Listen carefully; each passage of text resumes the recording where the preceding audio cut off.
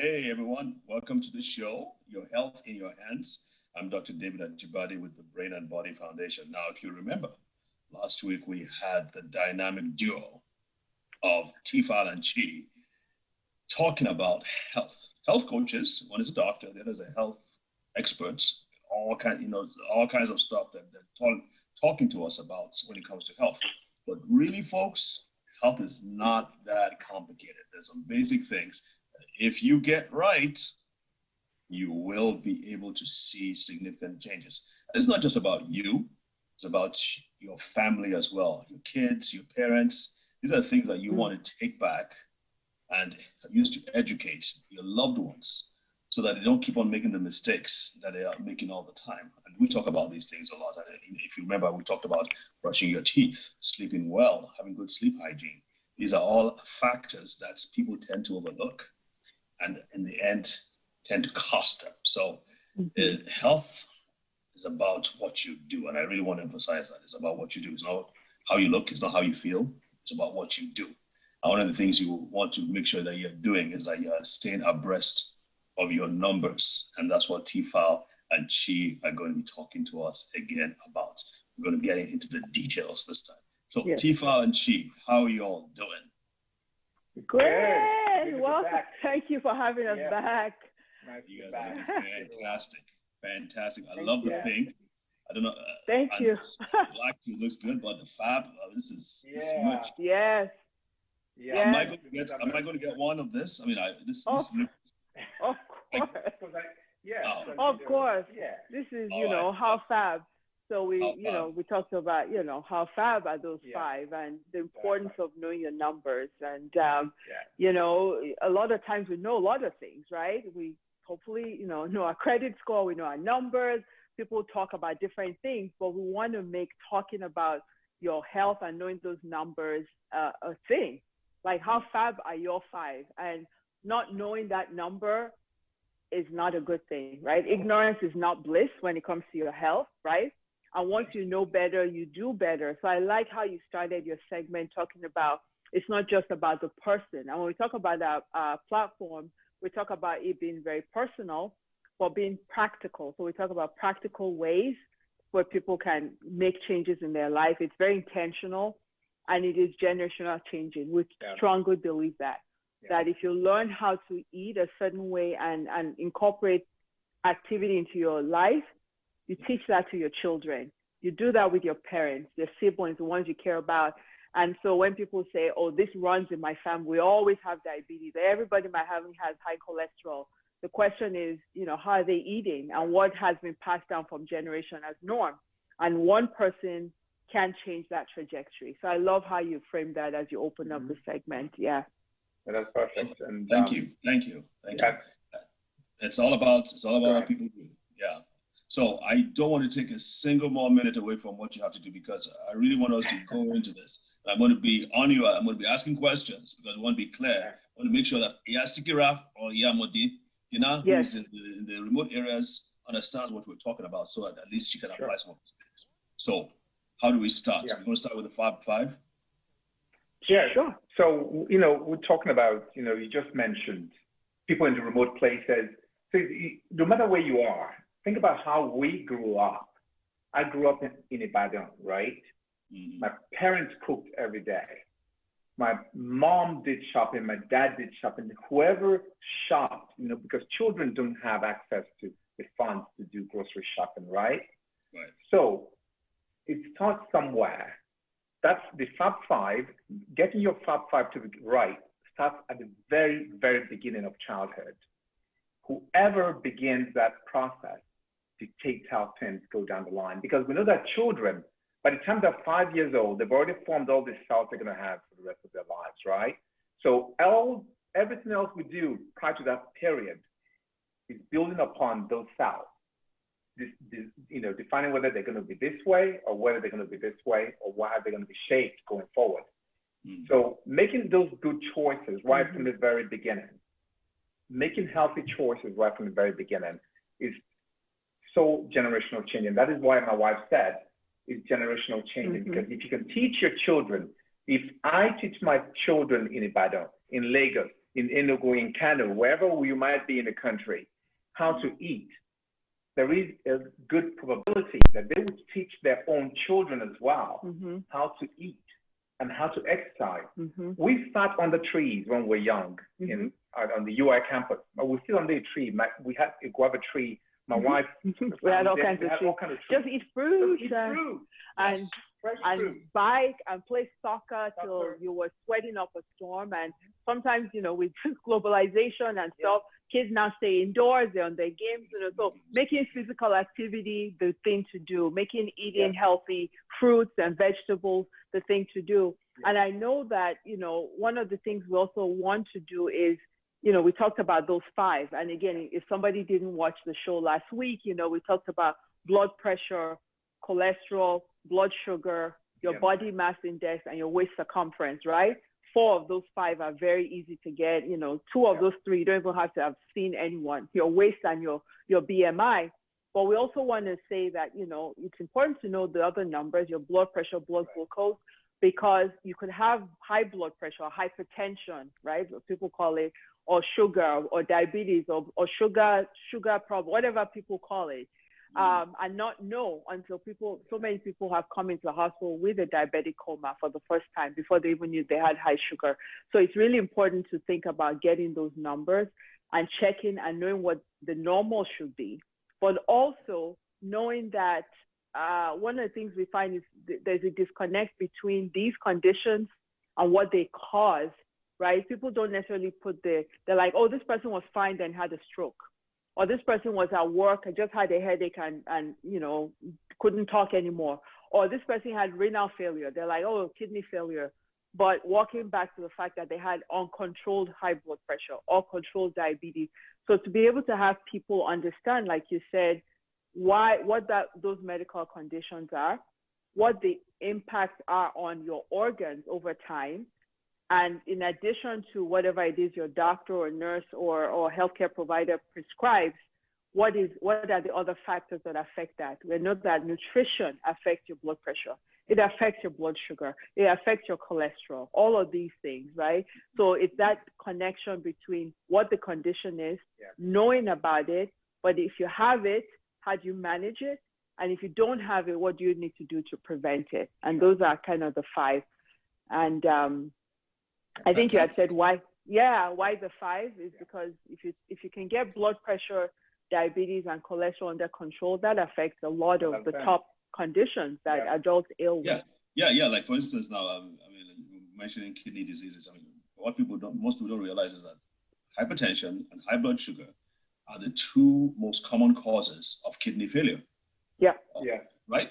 Is it need for dialysis, and dialysis centers are exploding all over Nigeria because people are just coming down with kidney failure, just simply because they were careless or negligent about their hypertension, their blood pressure, and their blood sugar. And that needs to stop. We need to be able to. That's why I love what you guys are doing, and I hope you get more involved in the Nigerian situation so that we can help to educate. You cannot overemphasize the importance of this thing. It's rampant, especially people.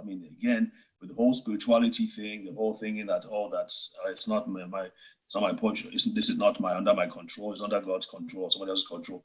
These are things. One of the things that we have to educate out of people. So I really want to encourage you guys. We absolutely do, and that it's not inevitable, right? People just think, well, once you have this, it's going to happen, and it's not just in Nigeria. You brought that up, but even in the U.S. dialysis centers are exploding because Medicare covered. Yes. And a lot of it has to do with kind of going back to the basics, to the prevention, right? And we talk about primary prevention, which is to prevent something from happening, but even secondary prevention, when somebody already has high blood pressure, like, we're going to meet people who already have high blood pressure. Some people we work with already have these conditions, but you can prevent the progression of it. It doesn't mean because you have diabetes, you're going to go blind, have your legs cut off and go on dialysis, right? We see that at the other end, but there are things you can do. So it's really about, talking to people and helping them prevent these chronic conditions. But when they do have them, to prevent complications of these things, right? And what I just wanted to also share was that we want people to understand that it's actually a very easy process to prevent. It's actually a very easy process. Like, again, it's also because many people don't have access. Yeah. Because sometimes we talk and people are like, well, I don't have access, I'm suffering from this disease or whatever, or I don't have this or I don't have that. But there's simple things we are trying to teach that can actually make a huge difference. How much water are you drinking at home? How much movement are you getting every day? Are you moving? Are you getting up? Are you outside? Are you just playing games at home? Yeah. What are we teaching lifestyle-wise? 90% of people who have type 2 diabetes is lifestyle. 90%. 90% is lifestyle.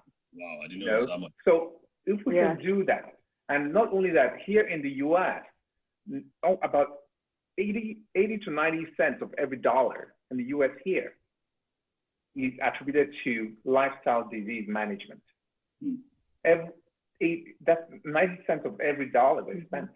90 cents of every. So you can see how much lifestyle, just changing lifestyle, eat better. And when we talk about Fab 5, we're not just talking about eating and exercise, but also mental health. Right. We're also talking about sleep, stress management, how stress impacts your body. So all these things are all connected. So we look at you, and when I met you, the human being, as a 360-degree fashion. Yeah. That's the way our platform looks at health and wellness. It's 360 degrees. So we have health, nutrition, and mental health, sleep, all that, exercise, all that focus on one platform. All connected. All connected. Yes. Fantastic. Yes. I love it. I love it. Okay, so we're going to take a short break now. And then when we come back, I want to ask you a tough question. Okay. Sure, we love tough questions. Ask you a really tough question. So, okay. You can handle it, I'm sure. Folks, do not go away. We'll be right back. All right.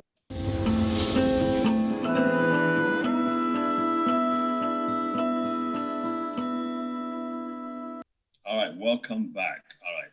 Now, this question really is about what I refer to as the tyranny of the genes. Now, think about me. My dad is short and stocky. Yours truly is short and stocky. And as a matter of fact, these last months I've been here, I've gained even more weight. I probably gained like 15 pounds. And part of it, my excuse is the winter and all that. But people look at me and they say, you look like your dad. You talk like, even say you talk like your dad. You even walk like your dad. And someone saw me do a presentation one day, and it's funny, Tifa. It's funny. Both my parents, they watched me.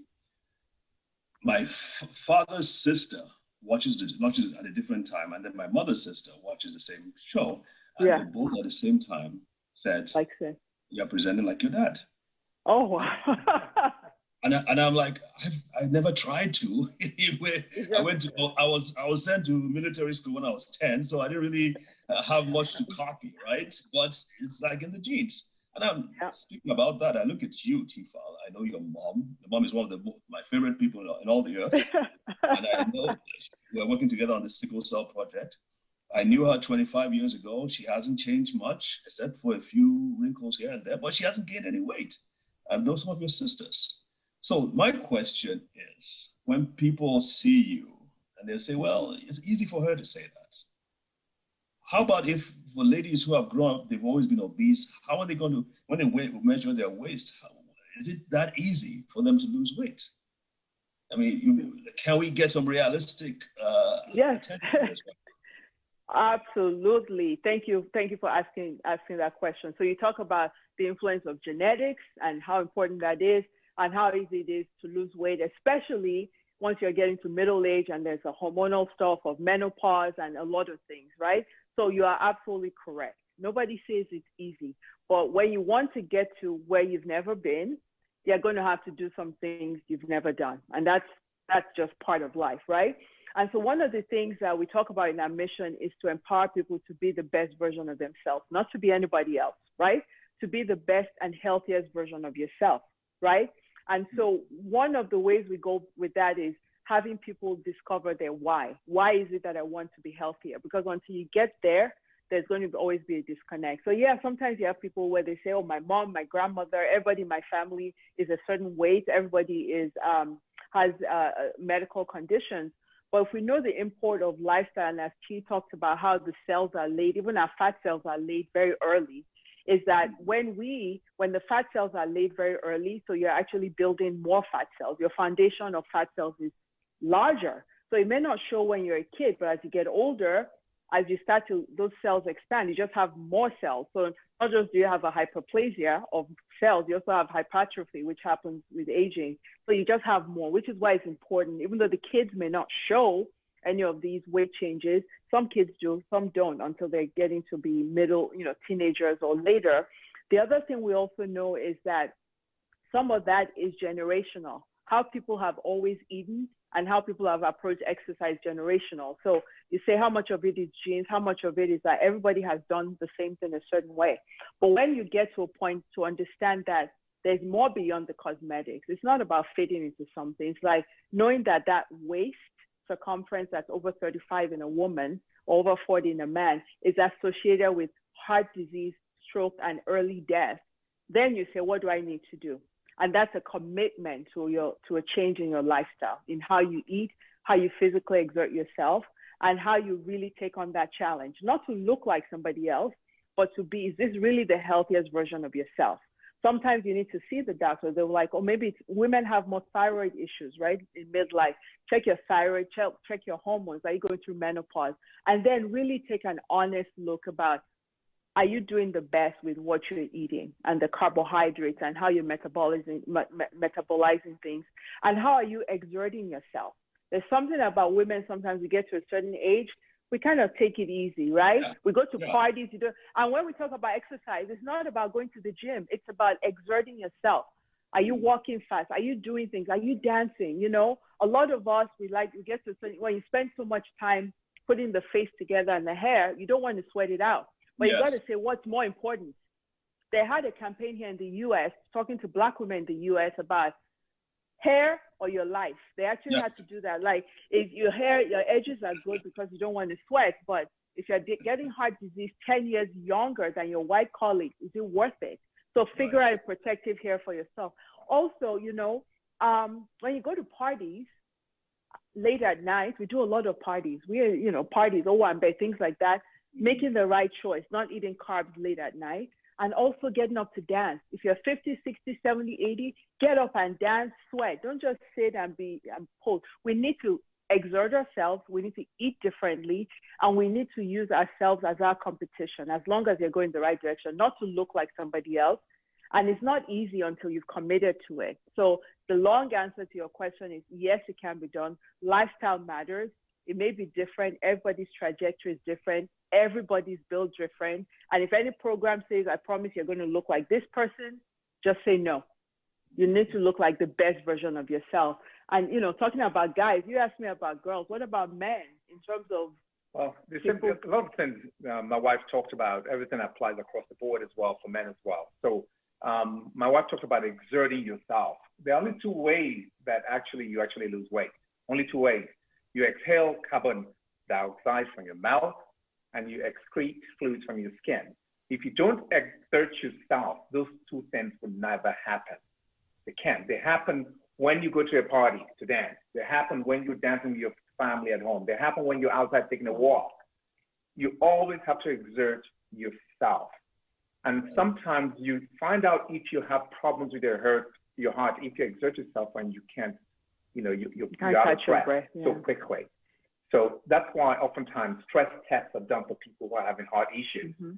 So for men, you're going to think about it. You're going out to have a party or to party with people. The time you eat, a lot of times it's not even just about what you eat, but even the time you eat. You can't go to a party at night and eat at 12 midnight or 11 o'clock at night, finish your party and go to bed at night because the food has not metabolized. So you're just storing tons and tons of high glycemic index foods in your system that ultimately becomes fat because you can't burn it while you're sleeping. Nobody moves around and dances while they're sleeping, right? So these are the kind of things. So, and especially, and when you're not sleeping well, your body will also, secrete cortisol, stress levels, which builds up around your midsection. So there are a lot of things that will happen when we don't exercise, when we don't eat well, when we don't eat at the right time. It becomes so complicated in the way these things impact our body. So we just talk to people. Go ahead, Dr. Ajibade. Quick one though. For those who, for some reason or the other, cannot do what you just said, exercise, bad knee, bad hip, what happens then? Yeah.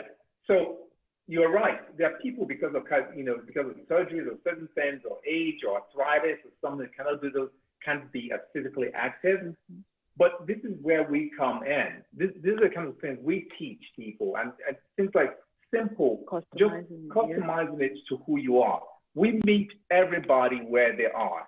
So we don't expect, like my wife talked about, everyone is different, right?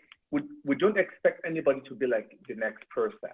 We just want you to be the best version, and being that best version could be somebody who's starting off being arthritic, could be somebody who's starting off being overweight, could be somebody who's starting off being skinny, but not eating well. But cholesterol is too high. So you may still be lean, but have arteries that are all blocked up and clogged with cholesterol. Okay, so there's a solution. So there's a solution no matter what. It just needs no matter what. That's what we're correct. doing. And that's where our personal platform comes. When we meet with our coaching clients, is we talk about your why. You need to know why you want to do this. We talk about where you are, medical problems you may or may not have, limitations, and then customize things. And we talk about tough love for yourself to say, I want to do this, and I'm doing this for somebody, And, when my husband was talking about, tough love and when people eat, it used to be, people would feed their partners or spouses a big amount of carbs, and it was so good he fell asleep right after he ate. That is a bad thing. If your partner don't say anything bad about it. You can talk about something else, maybe about something. Portion size. We teach portion size. We eat all of that, but it's about portion size. What you eat and when you I agree. Yeah, so let's talk about that in the last few minutes. We want to talk about food, especially from the African perspective. We have a few more minutes, but I really don't want this to end without us talking about that. So tell us about let's talk about food. Sure. So did you want to continue that now, right? Yes. One thing I wanted to share, you talk about food, right? So Dr. Ajibade, I'm sure you know about the blue zones around the world. There are places called blue zones around the world where people live to up 100 years old and they're still active, they're moving, and they have good psychosocial support around them. One thing about these people, one very common theme they run across these people, and they live in Sardinia, in Italy, in Greece, in Chile, there's a place in California. It actually went to grad school. Loma Linda, that's correct. That's where I went to grad school. So these people they start looking at what is common with them. They make healthy eating the easy choice. So, and bad eating became an option, right? So you want to make the healthy eating an easy choice. It comes to you, boom, quickly. So let's talk about specifics now. We want to talk about specifics. So yes, you mentioned reduce your portion size, because we are very into stuff on the body and the brain than even the regular soda. So stay away from diet. Stay away, yeah.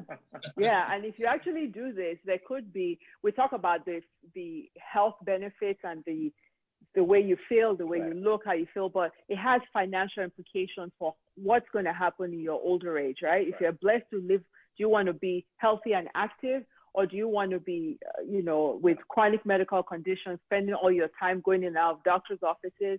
And also financially, if you're not buying packaged processed food and orange juice and stuff, it has short-term and definitely long-term financial benefits for you. But it's still a little expensive to actually eat healthy too. Or don't forget, it's still we would have to concede it's still a little expensive to eat healthy food too. Correct. Unless you grow them in your garden or your backyard. Well, Doctor, you make a point there, right? But let's know. We would like to frame it that it's more expensive to treat chronic disease than to eat well. So it's all about what are you looking at today, right? Yeah. So okay. All right, folks. Tifal and Chi, you guys are the best. Awesome. Thank you. It's an absolute delight working on this. And I hope that our viewers will take these things to heart and really act on these things. But you have really treated this topic really, really well. So thank you so much. Thank you. We're very passionate about that. We are. And there are lots of topics we'd love to come back, talk about gut biome, talk about, intermittent fasting. There's so many different things that we'd like to share with your audience. So, you know where to find us. We know where to find you. So, and give us the website address again. What's the website address? www.tfalandchi.com. So tfalandchi.com. Yeah. One word. Yeah. One word. So drink more water, get active, and lots more vegetables and fruits, and make the starch the side. Rice cannot be your main domain anymore. Rice needs to be the side that comes out once in a while. Okay? You people didn't talk about bread either, so no problem. Maybe next time. That's another topic. Bread is like rice, and it's like, yes. All right. Oh, yeah, okay. We can talk about bread. All right, folks. It has been fun. Thank you for joining us, and remember to check out our old videos and, of course, Tifal and Chi website, and then be sure to join us next week. God bless. Yeah, we enjoyed this as well. Thank you so much. Thank you. Okay, bye-bye. Bye. Yeah. Bye.